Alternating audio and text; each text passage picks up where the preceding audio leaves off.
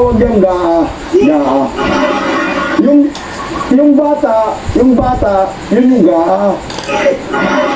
Gets nyo? GAA. yung GAB, yun yung yun yung juntis na ba? Juntis ka. Pag panganak, may GAA ka. Yun yung bata, yung GAA ay pinanganak. So yung bike cam, yun yung jerjeran. Jerjer ba? No, gulay man yan sa ibang bansa. Di ba yung jerjer? Gulay. Yan yung bike cam. Tama? O yung nag-ratify, yung kasalan. Dala natin itong mga banat niya sa Yusiko. Dito. We just stated, we have a undersecretary, this is public naman, ito sa Facebook. She commented that to further clarify, the BICAM report is not the bill. And we understand that due to numerous details involved, it has been the practice of the BICAM committee to leave certain items blank in their report when they refer to sections of the GAB that they do not intend to alter or amend. Please review your basic budgeting knowledge. Because Alay ka! Ma'am, please review your knowledge, your budgeting knowledge. Yari dito si Gabi, dating asik din to ni Tatay Digong, nabuba na rin, Pa-review daw your budgeting knowledge. Ito kung never ka makakita ng ngayon lang ito nangyari na mayroong bicameral conference committee report na blanco. Because pipirmahan yan ng members. Second, it will be ratified by the plenary ng both houses. So you cannot present a blank bicameral conference committee report. So please do not belittle the bicameral conference committee report because that is the reconciled agreement, that is the reconciled figures of what the two houses has conferred with. At saka pinirmahan yan, inaprubahan yan ng BICAM nominated by the plenary. At the same time, i-ratify yan. So, you never can belittle the bicameral conference committee report. Ang nangyari ngayon, highly questionable kung bakit may blanco nga yung BICAM report. Ang sinabi kasi ni isang short lang. Sabi ni sino yun? Ni Gadis. Pangalan pa lang Gadis na. Na yung BICAM daw, hindi daw yan yung General Appropriation Bill. Pero hindi niya alam na pinanggalingan ng General Appropriation Bill para ma-enroll bill ay BICAM. Tama? Paano magiging ganap ito na panukalang batas kung wala yung bicameral committee? Yung ginagawa ng Kongreso at Senado. Yung mga debate sa Kongreso, debate sa Senado, walang tulugan. Hindi sila nagkasundo sa General Appropriation Bill, kaya mayroong committee, both houses and Senate, lower and upper Congress, lower and upper house.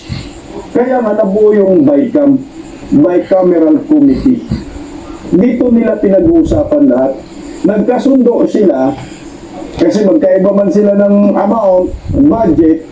Dito tayo, mag-reconcile tayo sa BICAM. Ito yung report natin. Pag nagkasundo tayo, pirmahan tayo. Nagkasundo na kayo, lahat. Anong pinagkakasundoan ninyo? Blanco. So nagkasundo yung dalawang committee, yung lower house at upper house, na gawin natin blanco sa BICAM. Itong mga budget na to, gawin natin blanco. O sige, gawin natin blanco. O pirma tayo. Pirma kayong lahat. Pirma rin mga auto-auto. Pagkatapos pumirma, i-ratify natin yung blanco. Sige, ratify natin. Dahil natin sa plenary, ratify natin. O, ratify na natin. Nagkasundo ang mga ulok-ulokan. O ngayon, nagiging ganap na General Appropriation Bill. Tapos na. Napag-usapan na nila eh. Blanco lahat eh. No? Okay na. Napag-usapan na. O, blanco na. O, bigyan na natin kay Bangag. Pagdating kay Bangag, blanco man. Tawa yung Satanas. Tawa si Lisaper. Ang Lisaper. Okay to. Nirigod si Pinsan. Pinsan. Ayos siya talaga Pinsan Blanco to Pinsan. Kaya, tatawa-tawa ka Tanas. Sabi ni Tambalastas. Sabi ni Palaka. Lagyan mo yung Mia. Mia Blanco, giplip Blanco ni Pinsan. Lagyan mo ng Mia, yung Mia, lagyan mo ng 56.4 billion. Para tiba-tiba tayo sa agrikultura tayo mabawi. Kaya na nangyari mga buwang? Inirwan man. Sabi ni Mel Mendoza, anong ebidensya nyo? Huwag puro salita, dapat may pinangawakan kayo. Meron kami pinangawakan, itlog namin. Anong ebidensya? Yun. Ang dami ng ebidensya, ma'am. Hindi. Isang linggo na kami balik-banat dito, ma'am. Daming ebidensya nilalabas, ma'am eh. Gusto niyo ebidensya? Ito. Ito bagong ebidensya to pinalabas ni Kung Ungab. Ayan, ma'am, ebidensya, ma'am. Ma'am. Nandiyan ka ba, ma'am? Ayan, ayaw ko pa sana ilabas yung ebidensya.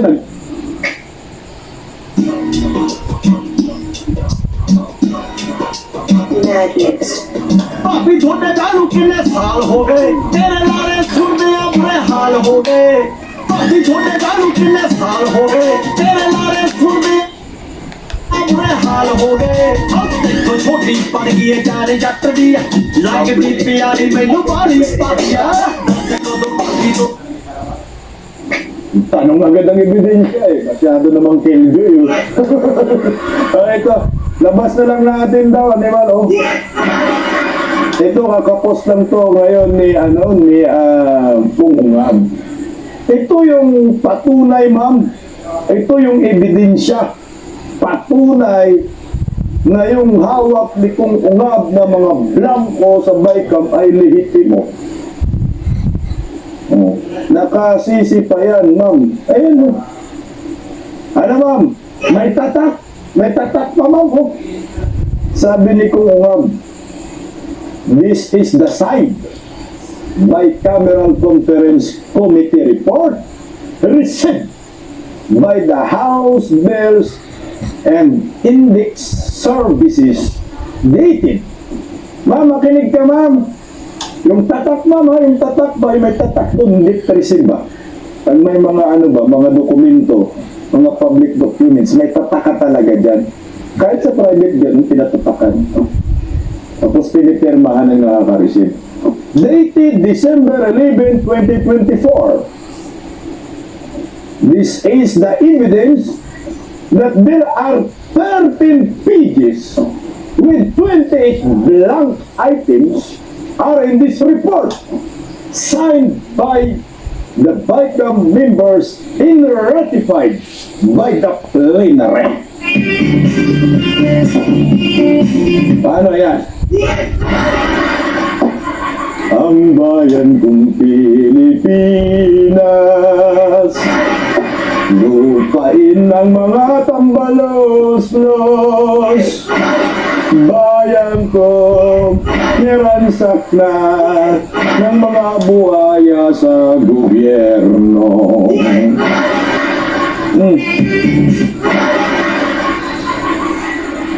Ano ba mga ebidensya hayot niyo, ma'am? Yan yung patunay, oh. Yan, oh. Received by the House Bill and Index December 11, 2024, last year. Inimil din yan kay Kung Ungab. O tanong mo niyo saan galing yan? Alam naman sa akin, buang kayo. Galing sa House of Crocodile Farm. Kasalanan nila yan. Kasalanan nila yan, ho. Hindi sila nag-ingat.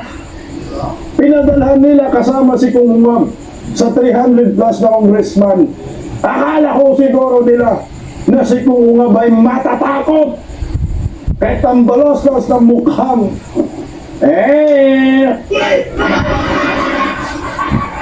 Ay, patalastas muna tayo guys bago yung banat ni Kung Umab. Patalastas muna tayo para sa mga buhaya. Yay!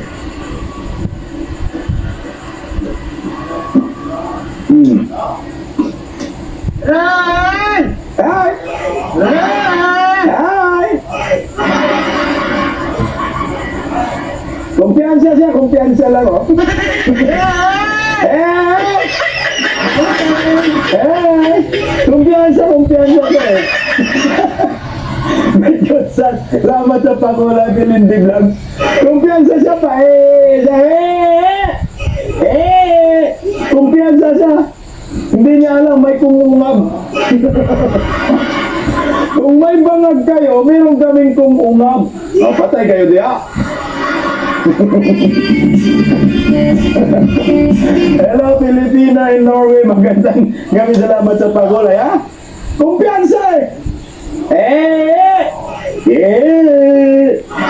sabi ni ni Bong Rebellia, isa pa.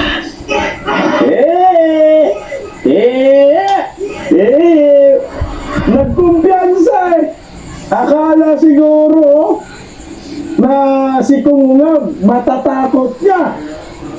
Buliliaso na-surprise yung buhaya. Paano? Busy sa kakain ng pira. Kumain ng pira. Okay, sarap. Iyong elapay. Busy. Tinamlan ni Kung Umab.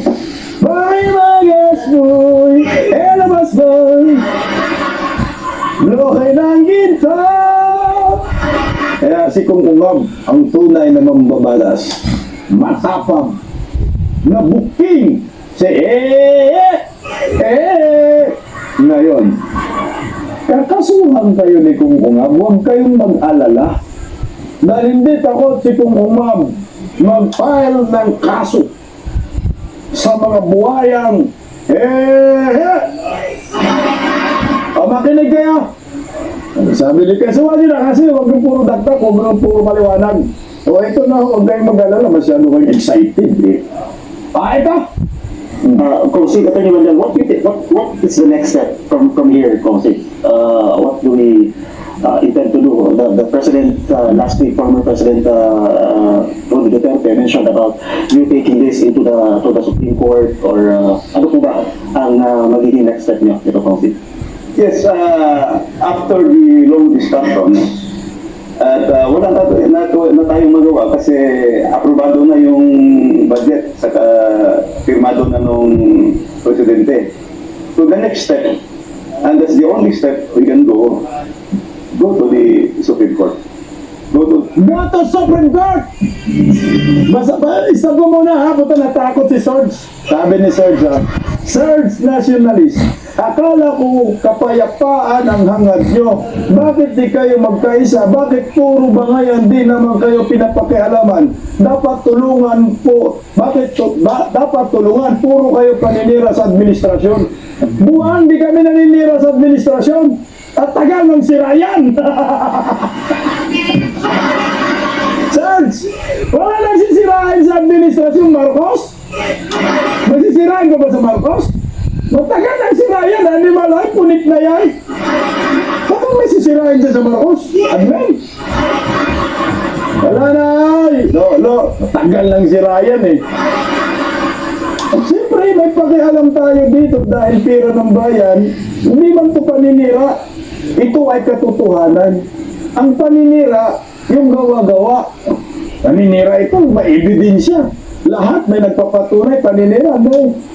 Nagkikriticize dahil totoo naman na hindi dumaan sa tamang proseso, may blanco nga. Ayaw nyo malaman ang katotohanan. Oy, kay Inday Sara, galit na galit kayo, no? Pero ito sa bike camp, putangin na, galit pa rin kayo. Ano malalaga? Hindi ko maintindihan, no? Kaya hindi sana, kahit agad kayo sa 55 million. O ngayon dito, kahit agad kayo sa amin, sa dahil sa BICAM, pinag-usapan namin. Lalo, araw-arawin namin ito. Tira man doon ang taong bayan, Serge. Serge, nagbabayad ka ng tax, Serge. Kapabili mo ng tindi, Serge, may bat yan, may pakialam ka dito. Kaya makinig ka, para may matutunan ka. Buti nandito ka sa Bisdak Pilipinas. Ayan. At least alam mo, now you know. Magkakaso. The Supreme Court and challenge the validity and the constitutionality of the budget. And perhaps high time for us to kaya nga i-present natin ito sa taong bayan for them to discuss also because it's our taxpayers' money. Ayan, narinig niya. Kaya pinipresent namin ito sa taong bayan para kasama tayo makialam sa discussion dahil ito ay tira ng mga taxpayer. Lalo na kayo mga bobonistang, tanganistang, loyalista ni Gamba. Lalo na mga OFW. Lalo na yung mga ordinaryong Pilipino na hindi naintindihan ito. Yung mga nasa layan-layan, yung mga construction worker na ang ginagawa araw-araw magbalat ng buto, pala ng pala, pasa ng simento, buhangin. Pero hindi nila alam, ginagago na. Ang tira ng bayan, tira nila, ginagago na ng mga nasa gobyerno ngayon.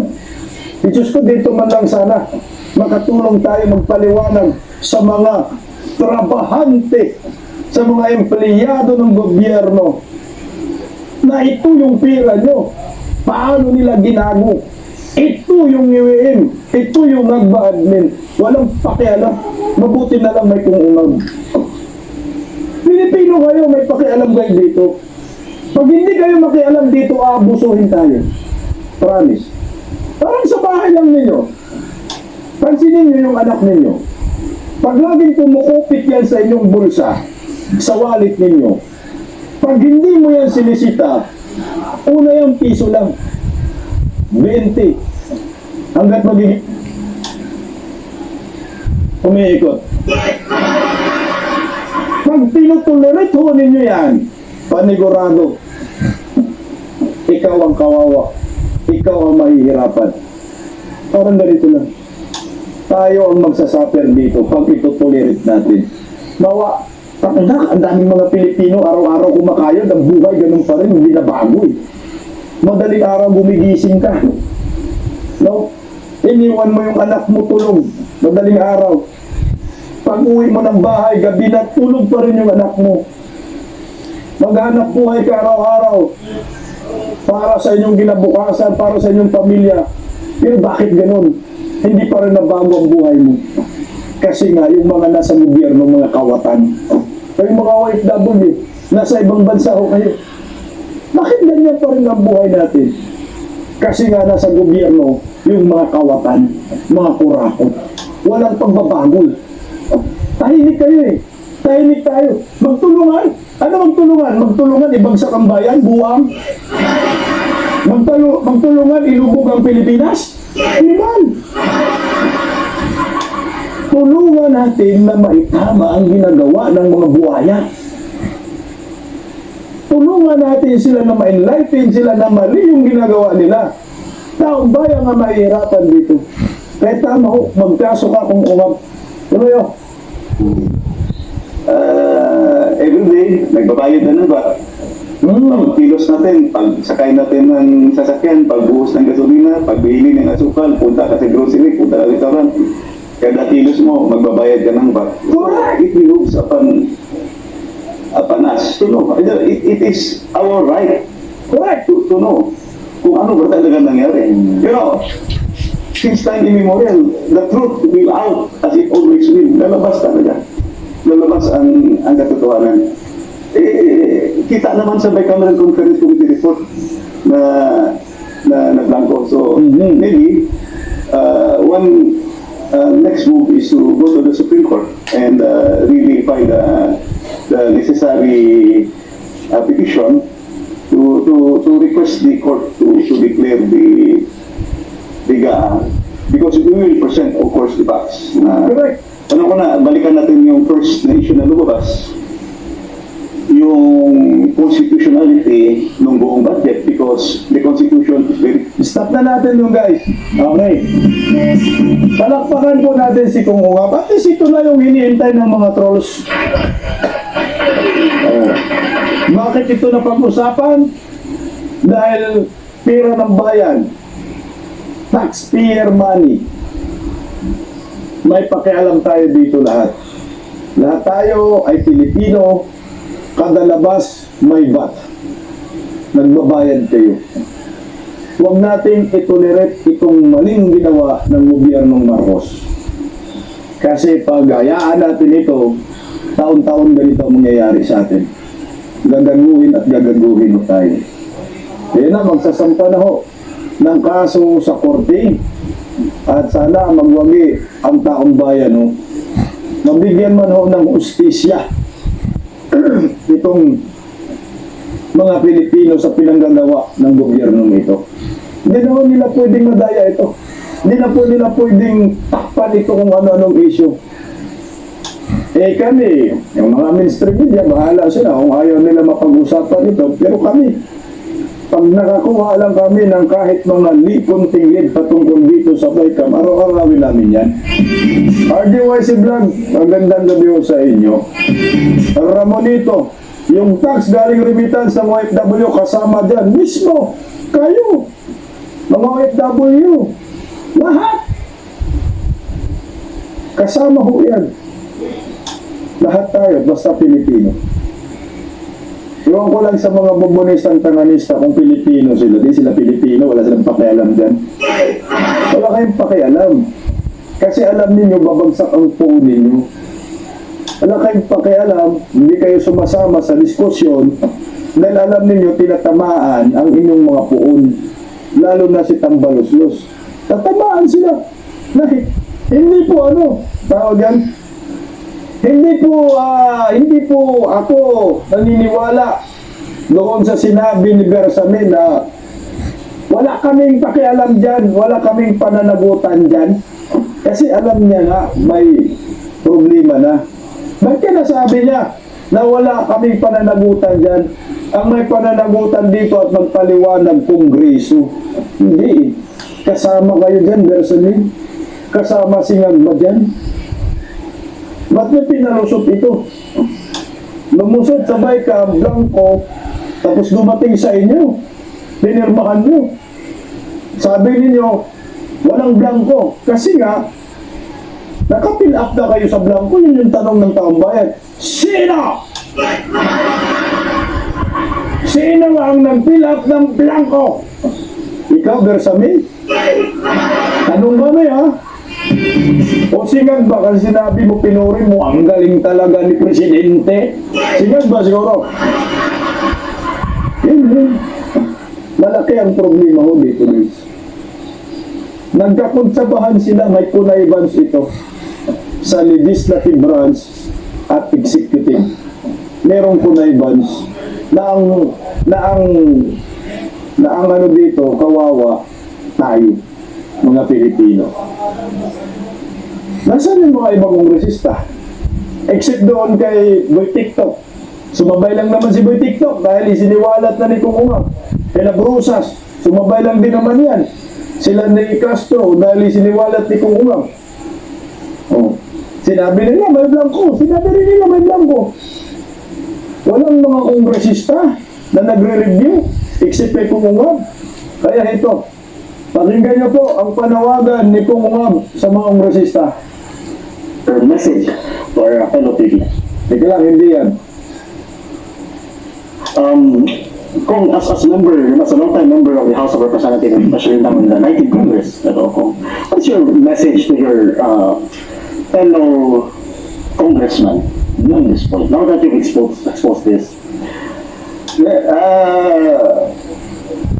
I don't want to I would say dictate on them, but ito lang ang pakiusap ko. Tingnan nyo yung email nyo, balikan nyo yung email nyo, December 11. Basahin nyo lang, then you will know the truth. Yan na. Balikan mo yung email mo, December 11, then you will know the truth. Who is telling the truth. May blanco talaga, makita nyo. Simple lang ho ang mensahe ni Kung Ungab dyan. Basahin nyo yung in-email sa inyo. Ibig sabihin, hindi nagbabasa itong mga tungaw. No? Buti meron isang kongresista na nagbabasa. 300 plus ang kongresista. Isa lang ang nagbabasa sa Baykam. Si Kung Ungab. My God. No klaseng mga kongresista itong sa 19 Congress, bulok. Nasaan yung mga quadcom na ang galing-galingan ninyo? Galing ninyo eh. Galing ninyo mamuna. Ang galing ninyo eh. Yes or no lang sagot ha. Pero hindi kayo nagbabasa. Kala ko ba mambabatas, magaling eh. Nasaan sila? Sabi ni Kung Ungab, magbasa kayo. In-email sa inyo, basahin. Makikita ninyo may mga blanco. Kung hindi nagbabasa, lalo may mga kontraktor. Kung gano'n. So walang kongresista. Patunay dyan sa quad ko, mga wala silang kwenta. Kasi ito, hindi nila nakita yung blanco. Nasaan yung mga nagaling-galing na yes or no lang, yes or no? Nasaan yung nag-addict sa content? Ginawa na yung content, ginawa ng habit eh, panabigasan.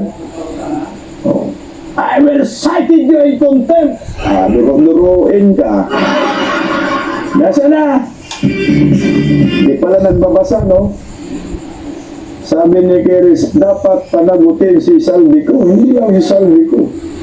Lahat ng pumirma sa Baykam Committee Report, sila ay manalo. Kongreso, Senado, hanggang sa Palasyo de Polvoron, managot po sila.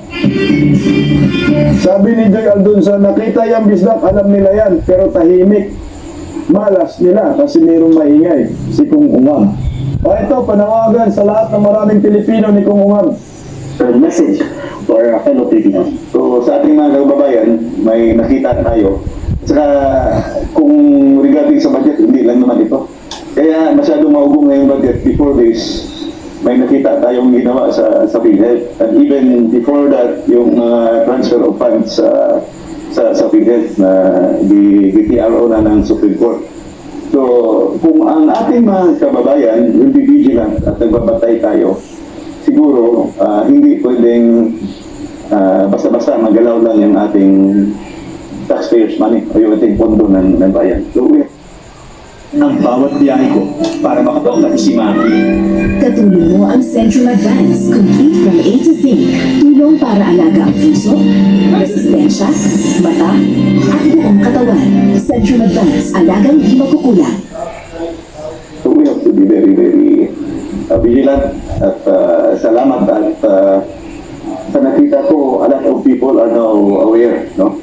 A lot of people nagigising na yung taong bayan. Maraming salamat talaga sa inyong lahat. Alam ko, hindi ako nag-iisa. Magkasama tayo din.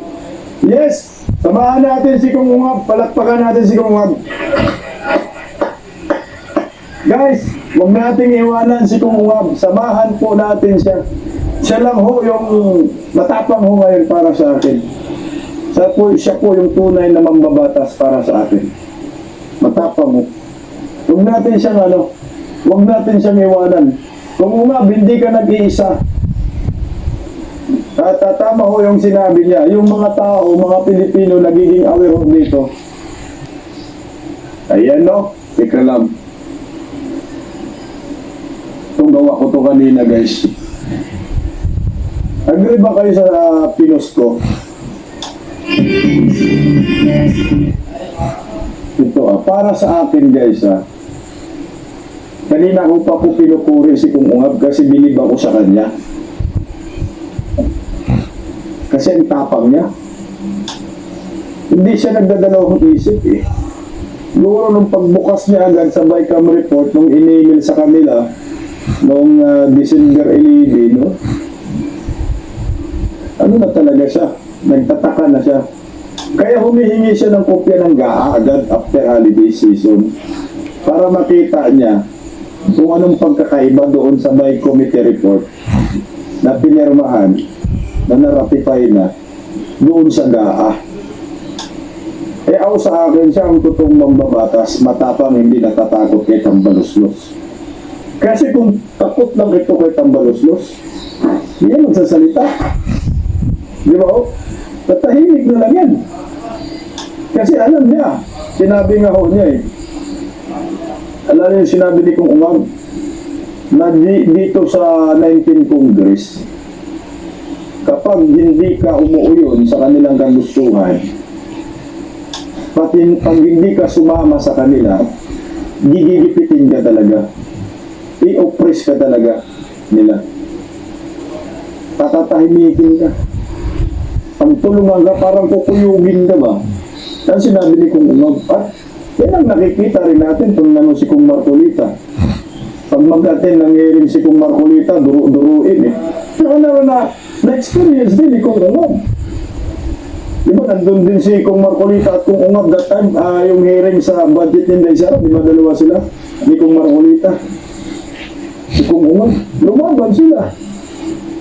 Sa trupa ni Tambaluslos, kasi siga-siga na nga ho Masyado ng ang tawag dyan, abuse of power na ho. Yung ginagawa ng mga kapanalig ni Tambaluslos. Hindi mo alam kung saan sila kumukuha ng kapangyarihan ba yung lakas ng loob. Sipin mo, mag-hysterical diyan sa committee hearing, mag-hysterical sa legislative hearing, legislative inquiry. Tangina no, maduro-duro pa. Meron pang isang pastor na magmumura.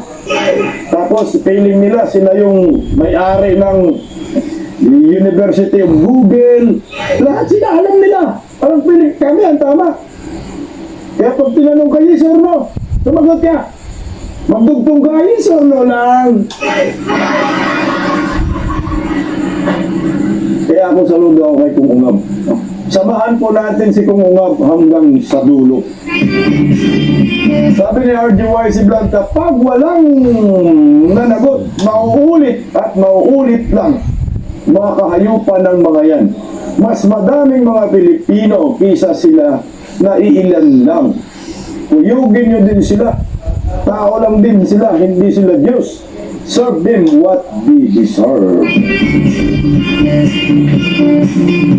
Ito nga ho ang problema nga dyan, pinagmamalaki nila sa Kongreso Kami ay representante ng aming mga constituent. Binoto kami ng taong bayan upang magrepresenta dito sa Kongres ng busis nila. Hindi po busis ninyo yung hindi po busis ng taong bayan yung narepresenta ninyo dyan sa Kongres busis si Tambaluslos. Hindi naman busis ng mga bumoto sa inyo ng mga konsekwent yung nirepresenta nyo sa Kongreso. Busis si Tambaluslos yan. Kasi ganito kasi kung busis mo yan ng mga constituent ninyo, dapat nag-survey muna kayo sa inyong mga hearing dyan, mga investigasyon. Dapat nag-survey kayo, busis mga pinag-uusapan. Diba ho? Punta kayo sa constituent ninyo. Papayag ba kayo na pag-usapan natin ang ganitong issue? Yes or no? Paikutin ninyo yung staff ninyo diyan sa distrito ho ninyo. Kung meron po kayong ipakita na umuyon ang inyong mga constituent, majority sa kanila na sumang-ayon na mag-imbestiga kayo diyan sa Quadcom, busis ka. Busis nga ng bayan yan. Busis nga ng bumoto sa inyo. Kung walang ganon, wala kayong ipinapakita na sumang-ayon ang mga bumoto sa inyo, hindi yung busis ng taong bayan. Busis lang ninyo yan. Busis yan ni Tambaluslos. Gusto nyo boses? Boses ng ano? Marga Demonyo? Ano ito boses Nasaan ba yung boses ng Marga Demonyo? Ito. Ganda ng boses ito Pang rockstar Boses Iya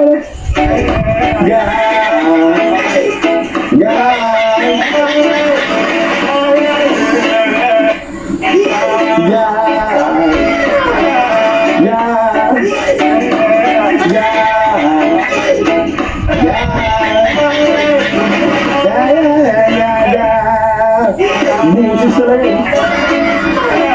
Yeah! Yeah!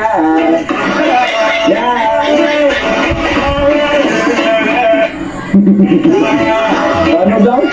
Ga. May nagtanong ano daw, sabi ko ga.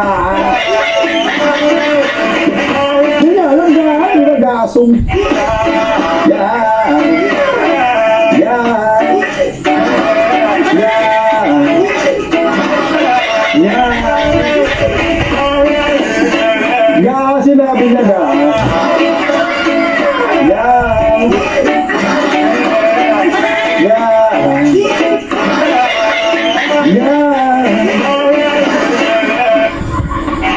Prestar galing sumayaw.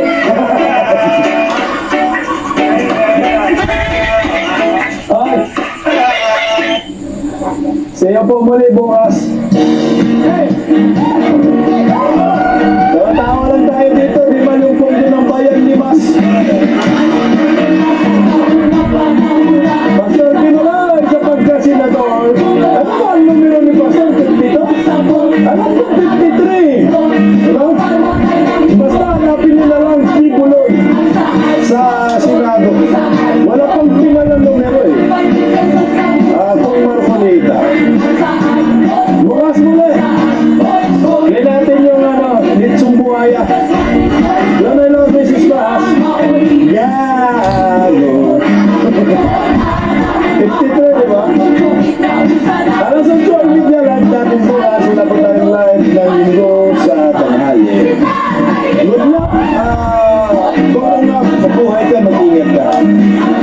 Dagang salamat Visayas and Mindanao. Maraming salamat Luzon. Maraming salamat Pilipinas. Maraming salamat sa lahat ng mga Pilipino. Mga OFW saan mang panig ng mundo. Team Ripley, sa mga bagong pasok, Ripley na lang. Maraming salamat sa inyo.